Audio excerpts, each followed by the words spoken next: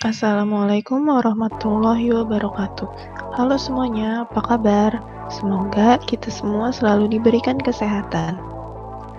Kami dari kelompok 57 dalam kesempatan kali ini akan menjelaskan mengenai mitigasi bencana angin puting beliung. Apa saja sih yang akan kita bahas?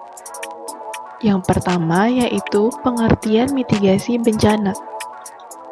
Kedua, perbedaan mitigasi bencana dan penanggulangan bencana. Ketiga, mengenal bencana alam angin puting beliung. 4. Persiapan prabencana angin puting beliung. 5. Tindakan yang harus dilakukan saat terjadinya bencana. Dan yang terakhir, langkah pasca bencana angin puting beliung. Langsung aja yuk kita mulai ke pembahasan yang pertama. Apa sih mitigasi bencana itu? Menurut Peraturan Pemerintah Nomor 21 Tahun 2008, Pasal 1 Ayat 6, mitigasi bencana merupakan serangkaian upaya untuk mengurangi resiko bencana, baik melalui pembangunan fisik maupun penyadaran dan peningkatan kemampuan menghadapi ancaman bencana.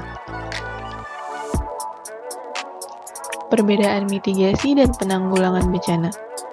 Di sini, mitigasi merupakan rangkaian upaya yang dilakukan dapat berupa perbaikan dan modifikasi lingkungan fisik maupun penyadaran serta peningkatan kemampuan menghadapi ancaman bencana.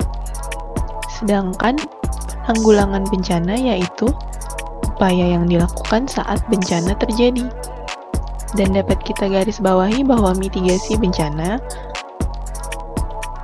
dapat dilakukan kapanpun, sedangkan penanggulangan bencana dilakukan saat bencana sedang terjadi.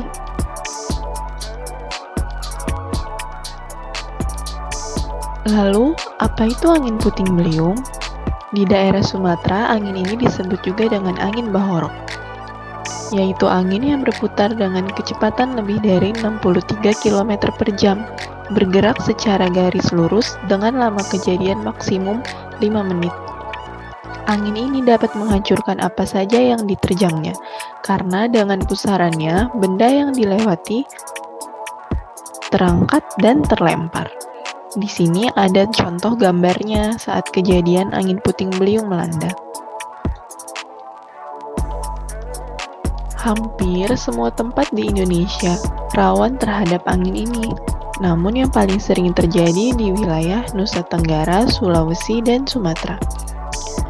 Angin puting beliung lebih berpotensi terjadi pada musim pancaroba. Musim pancaroba itu adalah musim peralihan antara dari musim hujan ke kemarau ataupun sebaliknya. Waktu terjadinya angin ini biasanya pada siang hari dan lebih rawan terjadi pada daerah dataran rendah. Kita harus tahu nih gejala adanya angin puting beliung. Yang pertama, yaitu udara terasa panas dan kita akan merasa gerah. Lalu yang kedua, adanya awan cumulonimbus, yaitu awan bergerombol dan berubah warnanya menjadi hitam pekat. Yang ketiga, saat kita memperhatikan ranting pohon, akan bergoyang dengan sangat cepat.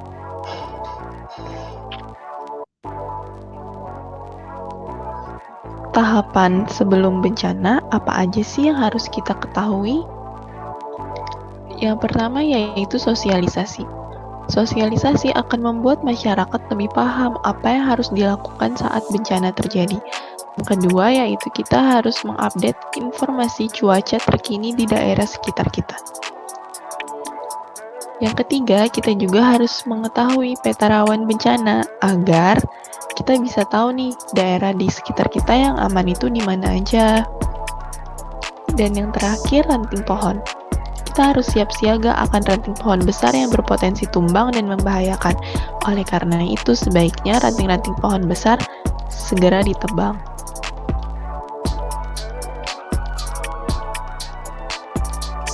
Lalu ketika angin puting beliung terjadi, apa saja yang sebaiknya kita lakukan? Pertama yaitu jangan panik. Yang kedua, selamatkan diri sendiri. Ingat bahwa untuk menyelamatkan orang lain, kita harus dalam keadaan selamat. Yang ketiga, lari atau menjauh dari pusat bencana. Tidak perlu membawa barang-barang apapun, karena keselamatan diri merupakan hal yang utama. Dan terakhir, lindungi diri kita dari benda-benda yang mungkin melukai diri. Seperti tadi, ranting-ranting pohon besar, kita harus awas atau harus siaga. Sebaiknya kita tidak menghampiri atau tidak lari mendekat ke arah pohon besar yang berpotensi akan tumbang. Pasca bencana angin puting beliung. Jika memang bencana telah terjadi, apa saja yang dapat kita lakukan? Pasca bencana ini lebih tepatnya dilakukan oleh pemerintah sekitar daerah tempat terjadinya bencana. Yang pertama yaitu mendirikan pos komando bantuan atau bantuan darurat. Yang kedua, pemerintah biasanya akan segera melakukan inventarisasi, yaitu pendataan terhadap berbagai kerusakan yang terjadi. Lalu evaluasi. Evaluasi merupakan tahap pembahasan kekurangan dan kelebihan tahapan penanggulangan bencana. Yang keempat ada recovery. Recovery merupakan pemulihan keadaan lingkungan yang rusak. Selanjutnya, dilakukan rehabilitasi, yaitu perbaikan atau pembangunan ulang. Lalu rekonstruksi.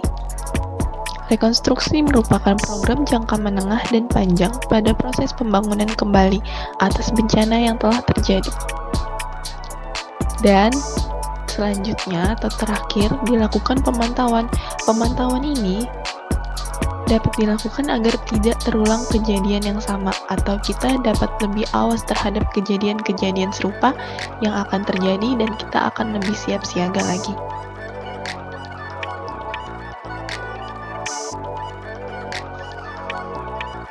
Baiklah, sekian penjelasan dari kami. Kurang lebihnya mohon maaf, semoga dapat bermanfaat. Terima kasih. Salam dari kami, kelompok 57 KKN Institut Teknologi Sumatera 2021.